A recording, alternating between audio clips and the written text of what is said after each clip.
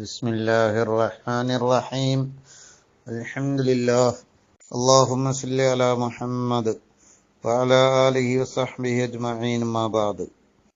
ബഹുമാനികളെ, നജസായാല് നിസ്കരിക്കാൻ ആ നജസുള്ള വസ്ത്രം കൊണ്ടോ, ശരീരത്തിൽ നജസായാൽ നിസ്കാരം നജസോട് കൂടെ സ്വഹീഹാവുകയില്ല.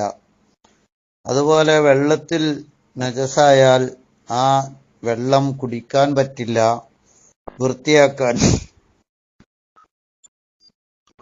വൃത്തിയാക്കാൻ പറ്റില്ല എന്നൊക്കെ നമുക്കറിയാം. പക്ഷേ മാപ്പ് ചെയ്യപ്പെടുന്ന ചില നജസുകൾ ഉണ്ട്. അത് പല ഇനങ്ങളാണ്, വിഭാഗങ്ങളാണ്. ആ മാപ്പ് ചെയ്യപ്പെടുന്ന നജസുകൾ നിസ്കാരത്തിൽ മാപ്പുള്ളതുണ്ട്. വെള്ളത്തിൽ വീണാൽ വെള്ളം കുടിക്കാനൊക്കെ കുഴപ്പമില്ല. അതുപോലെ ദ്രാവകങ്ങളിൽ, ചായയിൽ, പാലിൽ ഒക്കെ മാപ്പ് ചെയ്യപ്പെടുന്ന നജസുകളുണ്ട്. അപ്പോൾ അത്തരം കാര്യങ്ങളൊക്കെ നമ്മൾ പഠിക്കൽ നിർബന്ധമാണ്. മാപ്പ് ചെയ്യപ്പെടുന്ന നജസുകൾ ഏത് എങ്കിൽ നമുക്കത് മാപ്പുണ്ട് എന്ന നിലയ്ക്ക് നമുക്ക് ആ നജസായാലും നിസ്കരിക്കുമ്പോഴും, അതുപോലെ വെള്ളത്തിൽ വീണാൽ വൃത്തിയാക്കുമ്പോൾ ആ വെള്ളം നജസല്ല. അതുപോലെ ദ്രാവകങ്ങള് പാലിലോ ചായയിലൊക്കെ വീണാൽ മാപ്പ് നൽകപ്പെടും, അത് ഒഴിവാക്കേണ്ട ആവശ്യമില്ല. അങ്ങനെ മാപ്പ് ചെയ്യപ്പെടുന്ന നജസുകളെ പറ്റി പഠിക്കണം. നേരത്തെ നജസ് വൃത്തിയാക്കുന്ന രീതി നമ്മൾ പഠിച്ചു. നജസുകളിൽ ധാരാളം കാര്യങ്ങൾ പഠിച്ചു. ഇനി മാപ്പ് ചെയ്യപ്പെടുന്ന നജസുകൾ. ആദ്യമായിട്ട് നിസ്കാരത്തിൽ നമ്മളെ വസ്ത്രത്തിലായാലും, അതുപോലെ ശരീരത്തിലായാലും, അതുപോലെ വെള്ളത്തിലൊക്കെ ആയാലും, അതുപോലെ ചായയിലോ മറ്റോ വസ്തുക്കളിലോ പാലിലൊക്കെ അല്ലെങ്കിൽ പായസത്തിലൊക്കെ ആയാലും, ഇങ്ങനെ എല്ലാറ്റിലും മാപ്പുള്ള നിരുപാധികമായ നിലക്ക് നിസ്കാരത്തിലും വെള്ളത്തിലും, ശുദ്ധിയാക്കുന്ന വെള്ളത്തിലും കുടിക്കുന്ന വെള്ളത്തിലും ഒക്കത്തിലും മാപ്പുള്ള, വസ്ത്രത്തിലും സ്ഥലത്തിലും നിസ്കരിക്കുമ്പോഴും അല്ലാത്തപ്പോഴും ഒക്കെ മാപ്പുള്ള കാര്യങ്ങൾ ആണ് ആദ്യം പറയുന്നത്. അതിൽപ്പെട്ടതാണ് നജസായ രോമം അല്പമാണെങ്കിൽ മാപ്പ് ചെയ്യപ്പെടും. നജസായ രോമം എന്ന് പറഞ്ഞാൽ രോമത്തിൽ നിന്ന് അല്പം മാപ്പ് നൽകപ്പെടും, നജസായ രോമമാണെങ്കിലും. അപ്പൊ ഒരു മുടിയോ 2 മുടിയൊക്കെ നജസാണെന്ന് ഉറപ്പുള്ള മുടിയാണ്, പൂച്ചയുടെ മുടിയോ ഒക്കെ തുണിയിലോ ഡ്രസ്സിലോ അല്ലെങ്കിൽ വെള്ളത്തിലോ ഒക്കെ വീണ് നിസ്കരിക്കുമ്പോൾ നിസ്കാരത്തിന്റെ നിസ്കരിക്കുന്ന ശരീരത്തിലോ അല്ലെങ്കിൽ വസ്ത്രത്തിലോ ഒക്കെ ആയാൽ കുറഞ്ഞ രോമമാണെങ്കിൽ മാപ്പ് ചെയ്യപ്പെടും. അത് അധികമായാൽ മാപ്പ് ചെയ്യപ്പെടുകയില്ല. 1-2 രോമങ്ങളൊക്കെ തുണിയിൽ വന്നു, നജസായ രോമാണ്, അത് മാപ്പ് ചെയ്യപ്പെടും. അപ്പൊ കുറഞ്ഞ രോമം ശരീരത്തിലോ വസ്ത്രത്തിലോ സ്ഥലത്തോ വെള്ളത്തിലോ ഒക്കെ ആയാൽ മാപ്പ് നൽകപ്പെടും. ഇനി രണ്ടാമത്തെ തൂവല്. നജസായ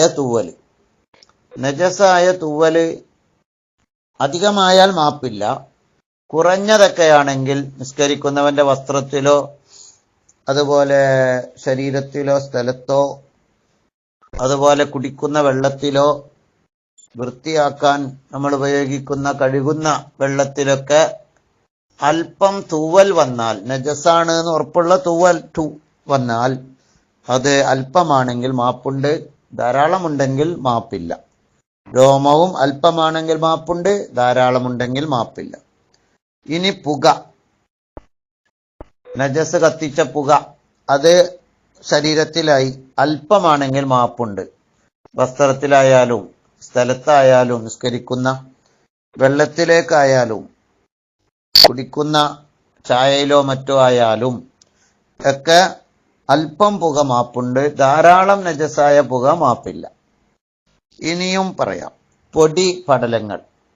നജസായ ചാണകപ്പൊടിയോ മറ്റൊക്കെ അല്പമാണ് നമ്മുടെ ശരീരത്തിൽ പറ്റി പിടിച്ചിട്ടുണ്ട്, അവിടെ അല്പം, വളരെ അല്പമാണെങ്കിൽ നജസായ പൊടി പടലങ്ങൾ മാപ്പ് ചെയ്യപ്പെടുന്നതാണ്. ശരീരത്തിലോ വസ്ത്രത്തിലോ നിസ്കരിക്കുന്ന സ്ഥലത്തോ വെള്ളത്തിലോ അല്ലെങ്കിൽ കുടിക്കുന്ന വെള്ളത്തിലോ ഒക്കെ ആയാലും ദ്രാവകങ്ങളിലൊക്കെ ആയാലും മാപ്പ് ചെയ്യപ്പെടും. അല്പം കൂടുതലാണെങ്കിൽ പൊടി പടലങ്ങൾ, നജസായ പൊടിപടലങ്ങൾ കൂടുതലാണെങ്കിൽ മാപ്പില്ല. നജസായ പുക, നജസായ നജസ് കത്തിച്ചിങ്ങാണ്ട് പുക ഇങ്ങനെ വരുന്നുണ്ട്. നജസായ നീരാവി, പുക എന്ന് പറയണ്ട, നീരാവി. ആ നീരാവി നജസ് കത്തിയ നീരാവിയാണ്, അല്ലെങ്കിൽ നജസായ വെള്ളമാണ്. ആ വെള്ളത്തിന്റെ നീരാവി അല്പം നമ്മുടെ വസ്ത്രത്തിലോ ശരീരത്തിലോ നിസ്കരിക്കുമ്പോൾ ഉള്ള വസ്ത്രം, ശരീരം, സ്ഥലം, അതുപോലെ കുടിക്കുന്ന വെള്ളം, നമ്മൾ ശുദ്ധിയാക്കുന്ന വെള്ളം, ഇതിലൊക്കെ കുറഞ്ഞ നീരാവി വെള്ളത്തിലൊക്കെ ആയിക്കഴിഞ്ഞാൽ, നജസായ നീരാവി ആയിക്കഴിഞ്ഞാൽ മാപ്പുണ്ട്. കുറഞ്ഞതാണെങ്കിൽ മാത്രം, അധികരിച്ചതാണെങ്കിൽ മാപ്പില്ല.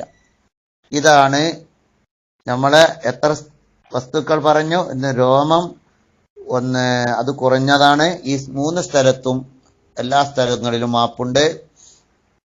അതുപോലെ തൂവല്, പുക, പൊടിപടലങ്ങൾ, നീരാവി, നജസായ നീരാവികൾ. ഈ വസ്തുക്കളൊക്കെ നജസാണെന്ന് ഉറപ്പുണ്ടെങ്കിലും കുറഞ്ഞത് മാപ്പുണ്ട് എന്ന് മനസ്സിലാക്കുക. ഇൻഷാ അല്ലാഹ് ബാക്കി കാര്യങ്ങൾ അടുത്ത ക്ലാസ്സുകളിൽ പറയാം. അല്ലാഹു കൃത്യമായി കാര്യങ്ങൾ മനസ്സിലാക്കാൻ ഭാഗ്യം നൽകട്ടെ.